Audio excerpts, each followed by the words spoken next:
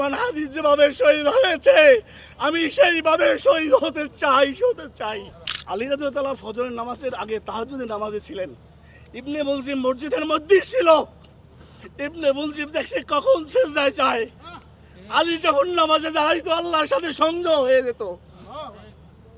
আলী যখন সিজদায় যাইতো আল্লাহর সাথে সংযোগ হয়ে যেত। সেই সিজদার সময় যখন আলীর সাথে আল্লাহর যোগাযোগ চলছিল, আল্লাহর ফেরেশতা বলে দিয়েছিল তোমার জন্য মৃত্যুর দূত। ইবনে মুলজিম পিছনেই আছে, কিন্তু অমিও সুদা জান্নাতের সুঘ্রাণ, শহীদের মর্যাদা আলী জানতেন। ইবনে মুলজিম তার মাথার মাঝখানে কোপ দিয়ে মাথাকে দ্বিখণ্ডিত করে দিয়েছেন। মসজিদ রক্তে ভরে গেছিল, কিন্তু 3 দিন পর্যন্ত জীবিত ছিলেন আলী রাদিয়াল্লাহু তাআলা। ইবনে মুলজিম গ্রেপ্তার হয়েছিল, জানেন তার ফাঁসি হয়েছিল কিনা? ইবনে মুলজিমের ফাঁসি হয় নাই।